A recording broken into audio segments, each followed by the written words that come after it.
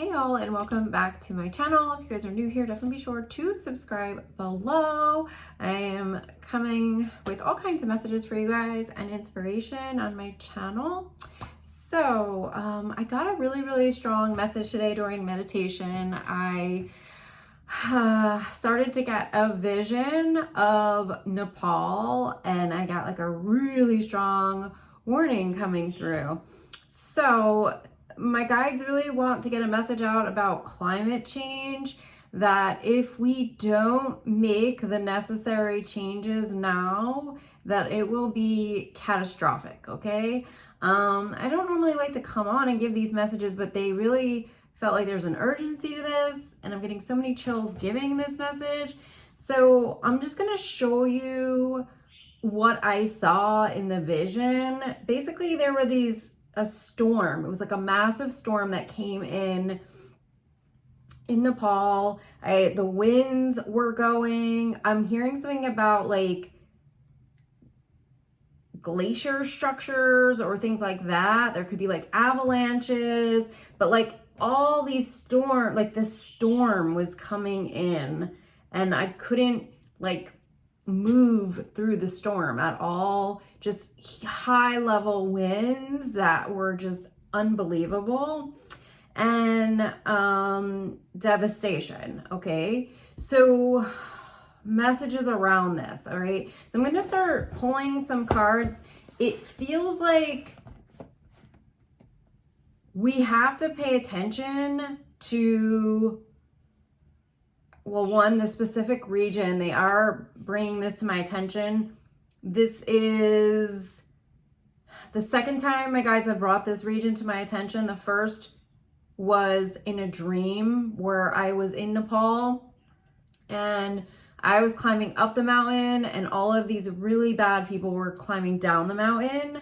I was also getting messages around these dark portals like opening up at the base of the mountain. Okay, so everything is energy, and I guess they're saying there are different vortexes, and that there are these kind of like energies that can get kicked up if we feed too much into the dark. So for example, if Nepal is separated by the dark and allows the dark to come in and becomes corrupt, and that kind of a thing, like there could be things going on in the region that are feeding into negative energies, for example, that could catapult or curtail something that is going on already climate wise. Okay, like that energy can feed into that because everything is energy. So storm systems are all energy. Okay,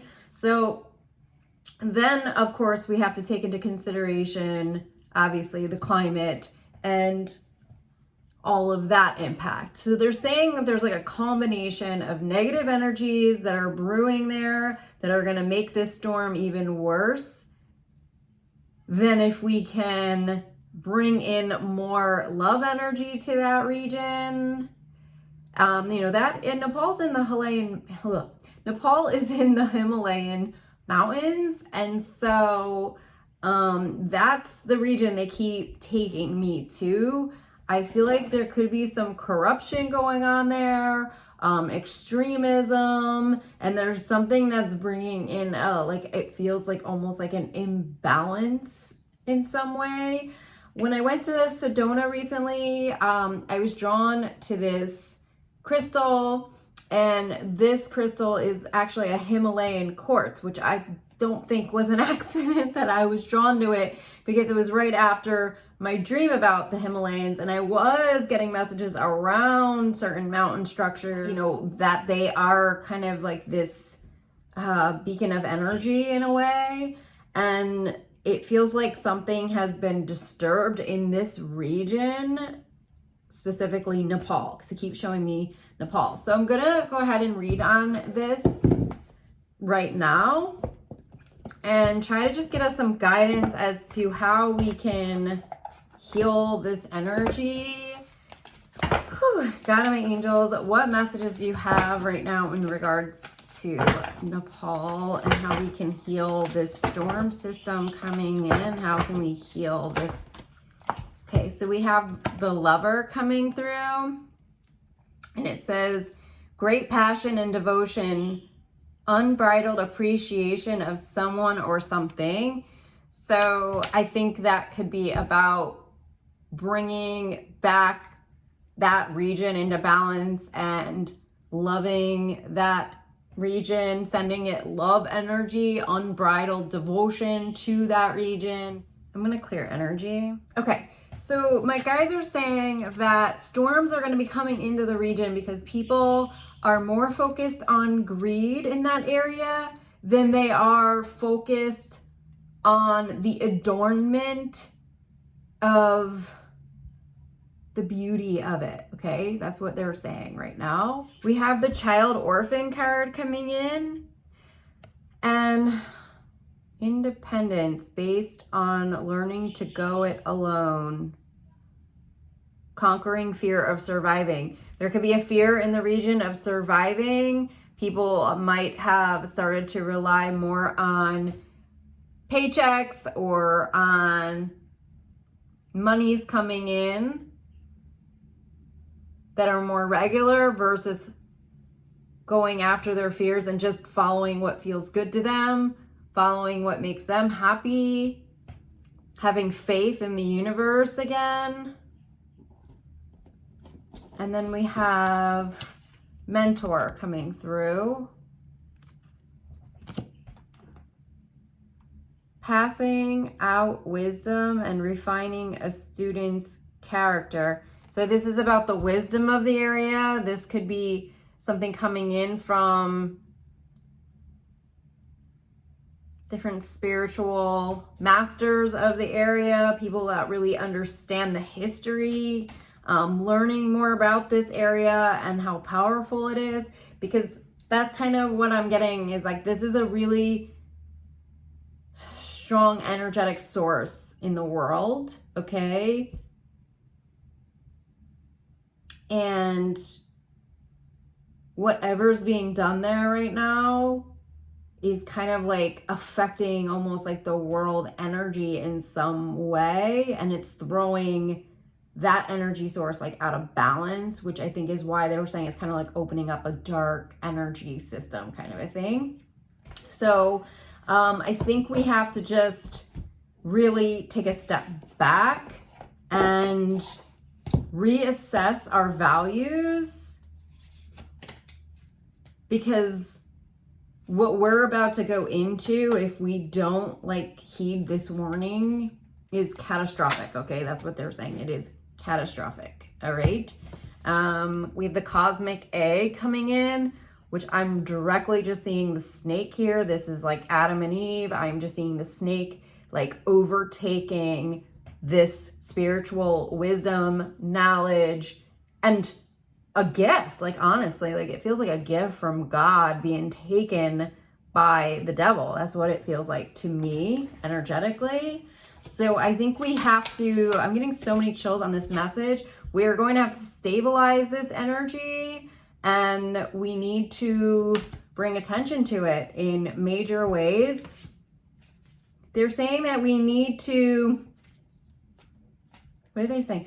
I just got a message about destabilizing economic structures. So there could have been something in that economy that was destabilized through corporations, through something. I feel like from what I had known of Nepal and when it really came to the forefront, I remember that they were very spiritual and they did a lot of handmade items. Everything was handmade, and I feel like the world got wind of this sacred area and they wanted a piece of it. And all of a sudden, I remember being all over, I think I was in Canada, I was all these places, and I started seeing all Nepal, ornaments, and everything was being made in Nepal. And then it all of a sudden just like blew up, and I started to see it in even like mainstream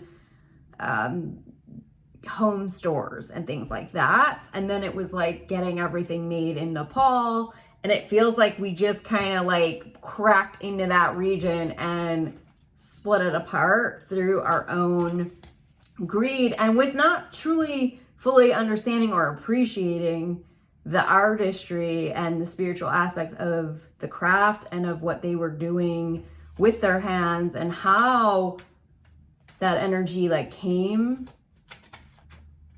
Yeah, so we have the crow reversed, and that's where I think it's like we overtook it in some way, because I see it as like this beautiful rainbow globe here, and like the darkness like overtook it.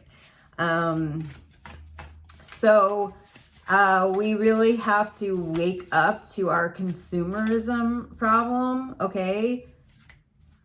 Not only that, but corporations just looking to bank on a spiritual culture. I mean, like that just how it was looked at, how it was looked upon, and then, you know, it's like how we can just rip it apart or take advantage of it, you know, that kind of a thing. Cheap labor, how we look at things is disgusting. I mean, we are disgusting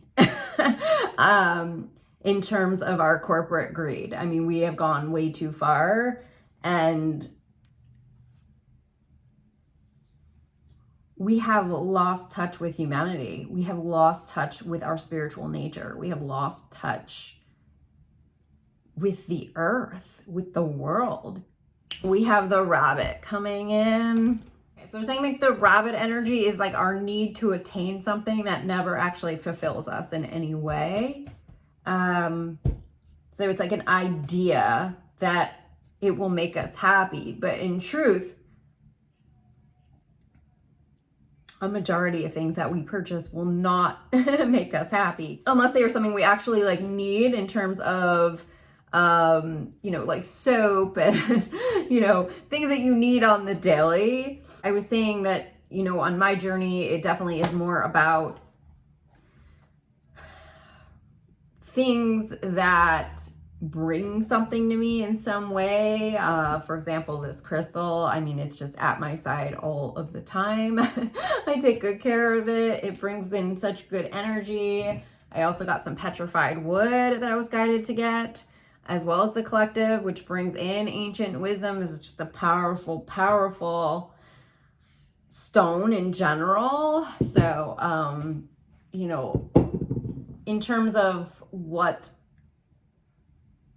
I value has definitely shifted, but by no means am I perfect. By no means am I perfect. I try to be consciously aware as a shopper that everyone has room to grow, and I try to post things that are good for the environment on my Instagram at Amy Simple Life. You know, things like that to get us more aware, or just even more spiritually in tune with what it is that we are using every day. We have lost that connection to even like hair care, for example. The hair care that is brought to us in a plastic bottle that has a perfumey fake smell to it, when we actually come in contact with a real product for your hair that incorporates real fruit and real elements of the earth and nature, it's a completely different experience washing your hair. But we are so obsessed with the chemicals and everything to make your hair look perfect. We've lost touch. We are so out of touch with even the products that touch our physical body. It was like, when are we gonna wake up? Companies that we're supporting, big corporations that we're supporting, check your bottles. See who's manufacturing those bottles, okay? See how powerful they are. Look at the names. And the more we can become aware of it, the more we can start to make change, real change. They're very happy, my guys, that I'm getting this message out. It was something that they really wanted me to get out today. It's very important. So please honor this message. Send this region love. and start making choices in your life that are better for the planet and the climate, okay? That would be like the best advice right now, and to start assessing how we are purchasing and what we're supporting, okay? If you guys are interested in a personal reading, I offer those. I call them soul coaching sessions because I don't make predictions. Yes, I can kind of give you guidance on what's coming, but you have free will, okay? Everyone has free will, so I am never going to take that away from you and tell you something that's going to happen. You can constantly change your life, and those are the messages that I would be getting to you from your spirit guides. Your spirit guides see your life from a completely different perspective. It's much higher, and in terms of how narrow-minded we are on the earth plane, it's also a lot scarier for people to actually follow the guidance of their spirit guides. It is not easy to follow their guidance despite bills and everything showing up in the physical world. And it's important that we go within and we honor whatever is coming up for us, even if it doesn't make sense. That is really, truly a gift in itself. That's what my book is about. The Penniless Sitar Player is about following what feels good to you, following your guidance, and having fun along the way. So anyways, I hope you guys have a fabulous rest of your week, and I will talk to you all soon, okay? Don't forget to subscribe below and hit the like button and comment. All right, bye.